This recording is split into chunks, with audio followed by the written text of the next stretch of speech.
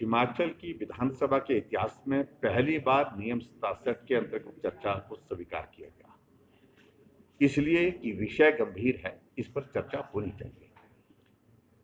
नियम के अनुसार 2.5 घंटे की चर्चा इसमें अलाउड रहती है और 2.5 घंटे की चर्चा 2 दिन से भी ऊपर हो गई, 2.5 दिन की होगी, कल रिप्लाई होगा।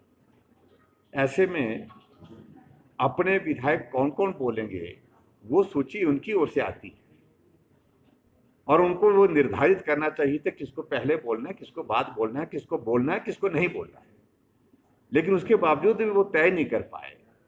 ऐसी परिस्थिति में आज सदन में विस्तार से 5 बजे तक जो है पूरी चर्चा को हमने चलने दिया, कहीं किसी तरह की कोई कठिनाई नहीं। लेकिन बाद में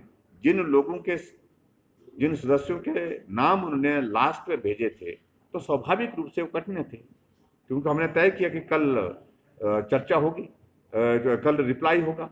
ऐसी सूरत में ये बहुत दुर्भाग्यपूर्ण परिस्थिति है कि विपक्ष के नेता की बात को विधायक कोई ना सुनने के लिए तैयार है, ना मानने के लिए तैयार है। नेतृत्व तो विहीन होगी कांग्रेस पार्टी। जहां तक आप कह रहे हैं कि वॉकआउट, मेरे हिसाब से ये वॉकआउट नहीं है, क्योंकि वॉकआउट जो है वो ऑन रिकॉर्ड आना चाहिए कि हम सदन से जो है वो वॉकआउट कर रहे हैं।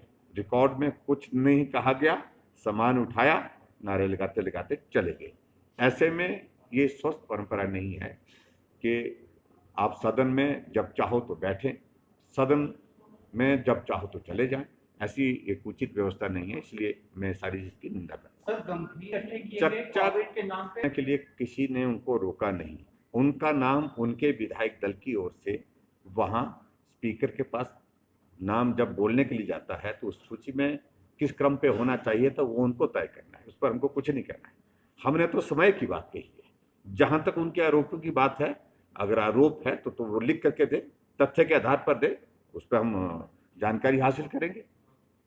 ऐसे उनके कहने पर होगी, क्योंकि वो झूठ भी बहुत बोलते हैं, सत्य तो कभी बोलते नहीं।